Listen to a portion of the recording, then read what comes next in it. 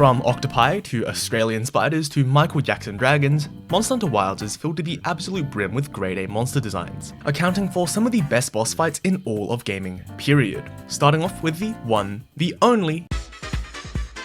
Okay, so Mizutsune is kind of like the cousin who went to art school. Uth Duna went into engineering, got a public service job, and now owns a house, but he's let himself go, while Mizutsune, well, Caesar, Software, go beyond. I mean, the easiest way to explain how he's able to produce bubbles capable of summoning hellfire might actually just be to tell you to read Caesar Zeppeli's wiki page. Not only is he one of the most glown-up monsters in this entire game with the textures on his wings and the fur behind him looking scrumdiddlyumptious, but he fits right into the colourful Scarlet Forest. I mean, this place is going to be stacked with the Gypceros coming out soon. I mean, compared to whatever lobotomized version of Mizutsune we bullied in Rise, it's night and day. Firstly, he doesn't suffer from the severe back pain and scoliosis that the one in Rise does. Every move he does is fluid and elegant, emphasizing how he truly is just a flowery snake cat. Also, why does he have a baller-ass Nova now? I mean, I'm not complaining at all, but I was not expecting to get cooked by a water monster. But while we're on the topic of the Scarlet Forest, let's talk about the actual goat of this biome, the...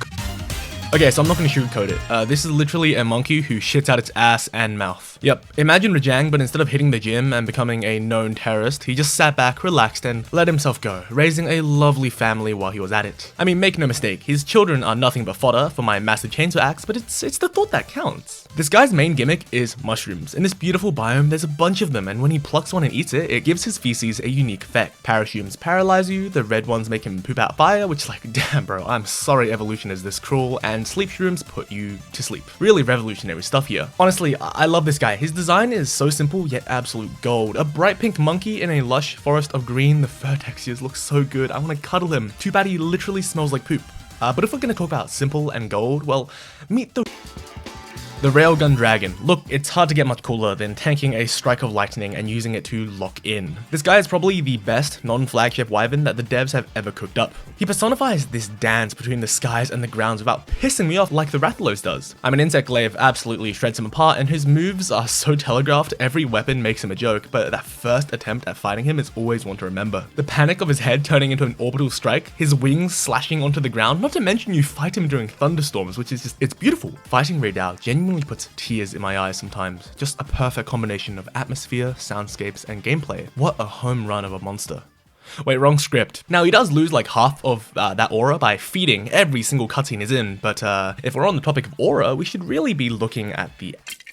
Okay, so this guy is introduced after the biome they reside in literally melts down. This is a monkey that goes boom. His attacks are devastating, almost human, you know? Honestly, he'd fit right inside a fighting game as a heavyweight. He's got this insane screwdriver dive, and he throws out melee attacks like they're nothing, flinging you around if you aren't locked in. The phase where he starts climbing on the monkey bars, I mean, when I saw this in the trailer, that's when I knew I would be buying this game no matter how much it costs. Thank you, Capcom. I mean, it's genius. A monkey on a bar, and he jumps from there as well. It's so perfect. Why didn't we think of this sooner? It also helps that his armor set is incredible, incredibly drippy. But if it's incredible drip we're talking about, then we really should be talking about the true goat of the drip in this game, the Lala Barina. I'm not even gonna start with the monster. No, I'm going straight into talking about the pants we made from his giblets. This dude drops maybe the best set in this game for a Bloodborne coper like me. I mean, the male and female sets are both peak. We've got a gothic Victorian battle maid and literally just a Bloodborne character. It also helps that this was the armor they revealed alongside my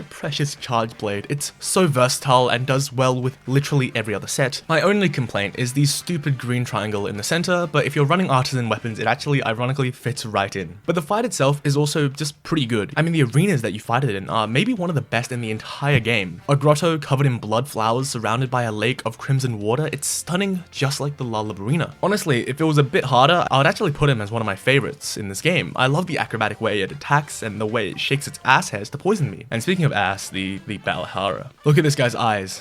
What eyes? These eyes. This dude is gross, and honestly, I kinda love him for that. Not only did it fuel my cope of a Leviathan being real and not made up, it also may be one of the most important monsters in setting up the world of Wilds. I mean, this guy digs around, summons pits of quicksand, actually manipulating the environment to make each battle in the Windward Plains exciting. Plus, they made the Doshaguma look way cooler in its intro cutscene, so that's gotta mean something. Now, the fight itself is kinda It rotates from being a punching bag to stun locking you every other second of the day because he's a Leviathan. You kind of just expect that. Every single little movement he does somehow decides to break every bone in your body. I really like the screwdriver move because it looks so goofy, and I'm also a fan of his vibe generally, but as a fight he's much less interesting than a Quematrice or a Doshaguma, and also not enough of a victim to be a Chatacabra. But on the topic of victims, the next monster makes me feel like one, the Zoh Shia. This dude is incredible. I mean, firstly, that design. The fact that he immediately jumps you after fighting the Rathalos, dragging you into his creepy ass lair and meeting you with this face, it's awesome and something so different. I mean, sure, like all cephalopods, he's piss easy, but he still makes it in my top 5 simply because of how cool his fight is. The way he uses his tentacles as a way to shoot out ranged blows, the way he opens up his creepy toothy abyss of a mouth and launches like a Beyblade at you, it truly is incredible. Also, his armor is pretty darn solid, and the fact that all his weapons are named after assassins is a super cool touch. I really love the difference in design that monsters in Wilds have compared to World. I mean, seriously, so many wyverns that do the same thing with a different layer of paint, and this uniqueness, that separation from just dragons and wyverns, is shown best in the...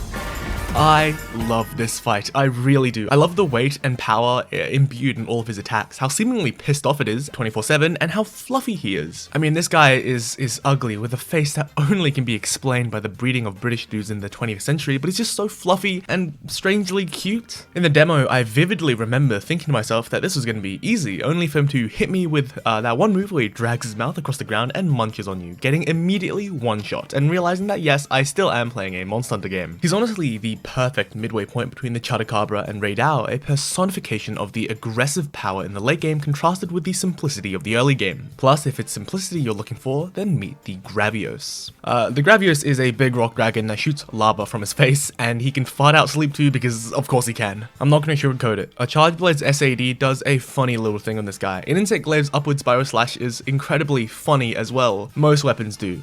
Of course, if you get hit, you can kiss your life goodbye, but he gets stunned so often and his hitbox is so brain dead massive that you're probably gonna wipe him out before he can wipe you out. At least as cool and intimidating and ridiculously massive, something I can't really say for the Hirabama. I don't think it's controversial to say I don't like the Hirabama. Not out of spite or anything, because past his cool ass Apothecary Diaries drip, his fight is basically just swatting a flying eel out of the sky before whaling him on the ground. But honestly, being able to dress like Jin Shi basically puts him in S tier when you really think about it. I mean, I feel bad, he's literally a flying eel who breathes out ice, and I have an axe that transforms into a damn chainsaw. So as I mow him down, Hirabama wailing in pain, I honestly was hoping that the story quest with him forced you to fight all 3 of them. A silly little reference to the Shrieking Legianas from Iceborne, but oh well, I just don't like the Ice Shard Cliffs much. So let's take a 150 and talk about the new Udra. Alright, so new Udra is an oiled up tentacle monster. The first octopus on this list, this guy resides in the Oil Well Basin and is absolutely incredible. First up, his looks. In a game where every monster is overly colorful and silly and exaggerated, this is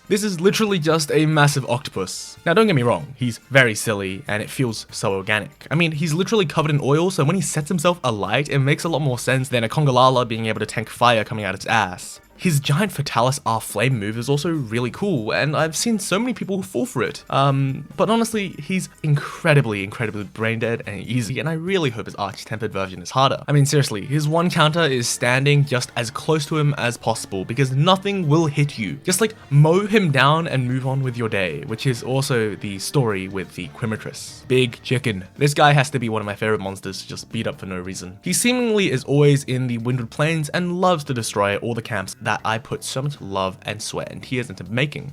He has the right hitbox that's not too small but also not too big. He also seems incredibly vulnerable to stuns, which is always a plus. I love how it uses its tail to produce fire. No clue about the science about it, but I assume there's a really cool reasoning. And also the drip is immaculate and very clean. The way he lights up the fields of dry grass is awesome, and when he's not breaking all my campsites, he's rather cute. Maybe my fondness of him as a punching bag comes from the gallons of cheese I harvested, but oh well. If we're going to continue the theme of just being a big version of a real-life creature, let's talk about the biggest of them all, the Uth Duna. Big fish. Uth Duna is probably the first difficulty spike of the game. Whereas other monsters have depth in strategies like elements or gathering in packs or stuff like that, Uth Duna is simply just fat. And honestly, it works wonders. Uth Duna, in my opinion, is the hardest apex other than Jin Dahaad and Arkveld and probably Zoh Shia when he gets released in high rank. Because he's a Leviathan. Whenever he moves, there's a 50% chance that your character crumbles to dust. That move where he jumps into the sky majestically not only gets a chuckle out of me every time, but it's also a devastating hit if you forget to block. And those waves he creates when he jumps out the ocean are frankly no joke. Sometimes I forget I can't just roll into them and hope for the best and I lose half my health bar. Honestly, he's the perfect monster for the Scarlet Forest. Colorful,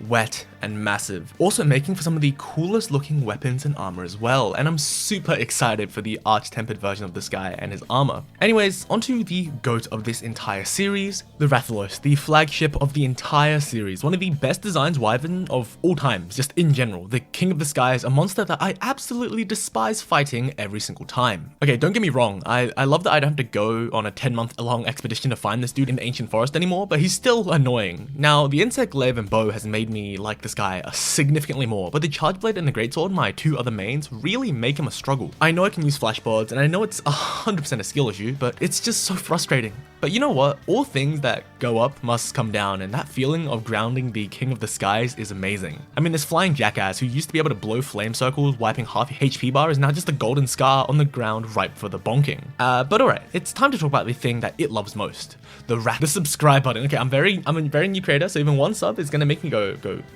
Also, comment what your favorite monster is, because commenting genuinely helps me so much. Anyways, back to the wyverns, the Rathian. See, back in World, I hunted Rathian a lot. Throughout the playthrough, I used its weaponry, armor, as well as the Divine Blessing charm for like 100% of it. So I'm very familiar with this guy's moveset, but like, man, does she still kick my ass. I would like to think that I've gotten good at fighting this guy, but to this day, I still fall for her backflips and endless lawnmowers. I mean, it's always like this. She starts and I dodge it maybe twice, and then on the third, I think there's no way she does it again, but nah, she does it like 10 more damn times. I do appreciate how she doesn't stay in the air for 90% of her entire fight though.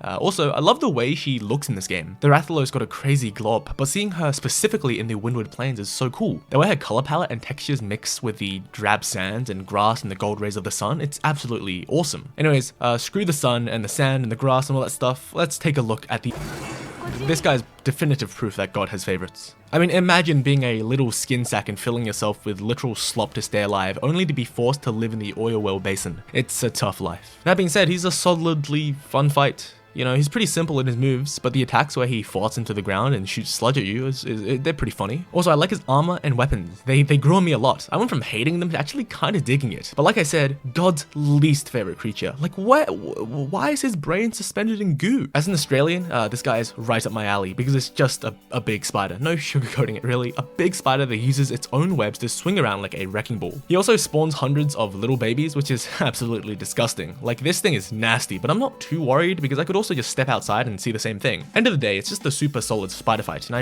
really want more of them in the game. The snappy, unpredictable movements doesn't really affect a charge blade player like me, except making every dodge satisfying as hell, so that's pretty damn silly. Just never fight him with a longsword. My brain is not smart enough for that. Okay, so this is literally a dinosaur chicken with a flashbang attached to his skull. Now, fun story, I had to kill like 10 of these things for the weapon I wanted, so I'm rather familiar with them, and I can confidently say that these things are they're literally just punching bags. I mean, their wounds that appear on their head during a flashbang is just a guaranteed stun, and their moves are so weak and stunnable that once it's down once, you've basically won the game. It also helps that he fakes his death like halfway through, which is literally just time to pizza cut him apart. I mean, sure, he can poison you, and sure, his tail does stun on hits, but all in all, it's really no big deal. It seems that bird monsters and bird wyverns in general in Monster Hunter games are just put on this earth to be DPS tests. Truly a sad life. So this is basically just Anjanath, but like actually a fun fight. See, Anjanath accounted for my one and only death until I got outskilled by the pink Rathian, so I really have some beef with this guy. To be honest, he's kind of like a T-Rex version of the Doshaguma.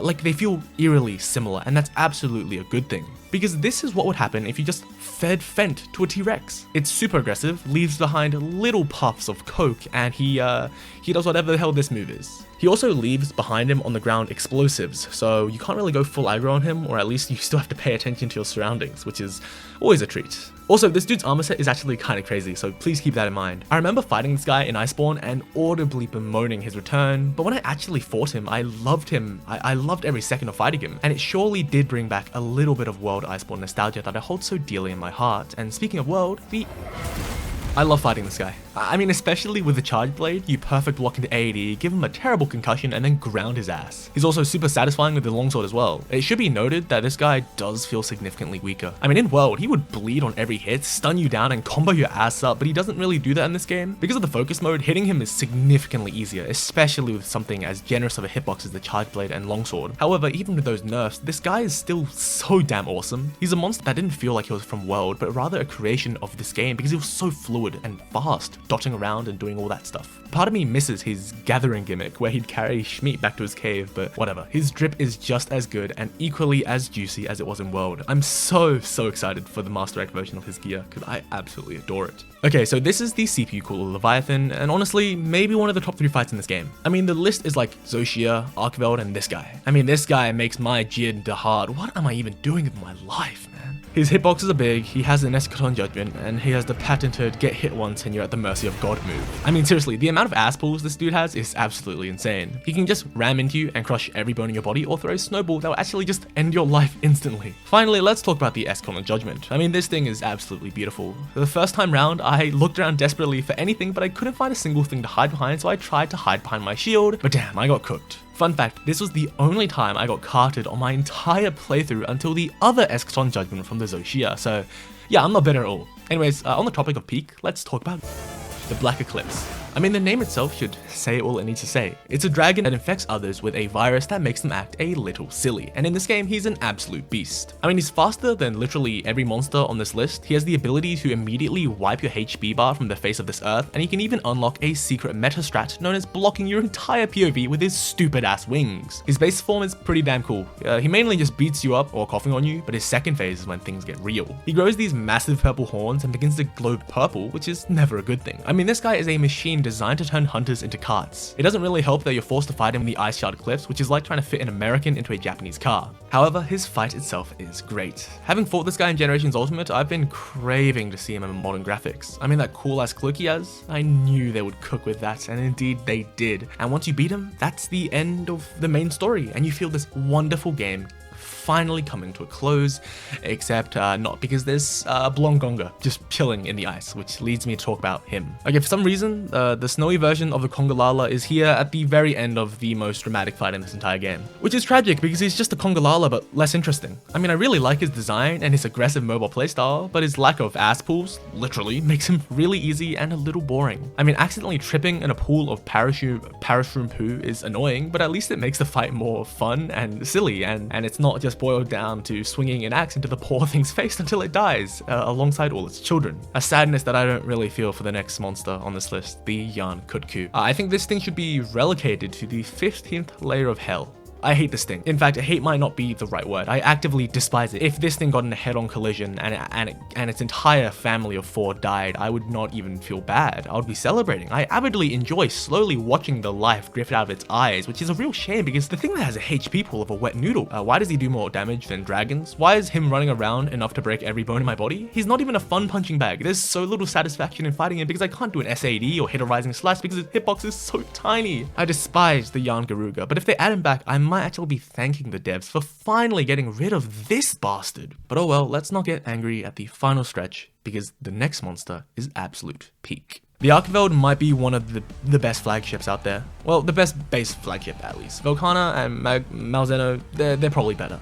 I love Arkveld way more than Nergigante and Maglamalo though. This guy has the dance that the other twos lack, because the other two act more like turn-based RPGs. They launch 50 attacks at you and then you hit them 50 times. There's a clear difference between running away and damaging, but this guy is different. You weave in between the chains, reacting to his moves, and while clearly telegraphed, are quite a struggle for the first couple encounters, and plus his moves are so unbelievably flashy, and he's really only held back by his absolutely terrible turf wars. Luckily, the absolute aura this guy has in every single cutscene is absolutely unmatched. The chains, the elemental blasts, it's an awe-inspiring fight with some of the most impeccable drip as a reward. I genuinely can't wait for this guy to get a Ruiner or Scorned treatment because he might even be able to compete with Volcana. But speaking of monsters I want to return, or has returned, the Zoh Shia is a lot of things, but one thing he certainly is a final boss that made up for Xeno'jiiva and And this this guy. Another massive dragon. This guy was anything but boring. In fact, he was completely shocking to me. Everything he did, the slow transformation into a black dragon, the way his guardian blood interacted with the blood of all the giblets they put inside him, it was a beautiful fight. I don't exactly know the lore, but I think he's at least trying to represent the equal dragon weapon, which is literally just a Frankenstein of a bunch of monster giblets combined into one. I mean, this thing's Nova is insane. This guy tries to pull a Fatalis and breathes 50 tons of fire on you, roasting everyone you know alive. Add on the devastating swipes and quick bursts of elements he shoots out, it's an unforgettable fight. Seeing him take a break from attacking only to roar in the sky, raining down a sea of magma and pulling a Michael Jackson before decimating my health bar in the blink of an eye was truly a sight to behold.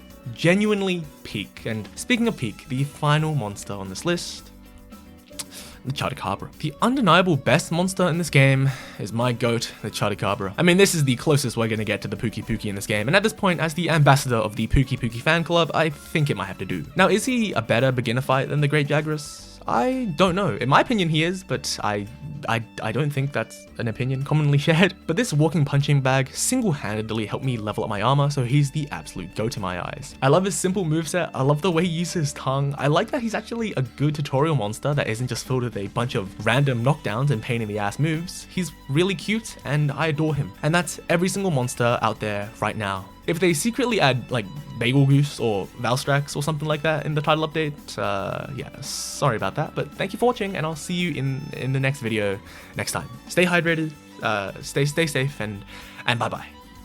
Also, Gypceros is out. Oh my god, God is real. Silk Song's coming out this year, boys.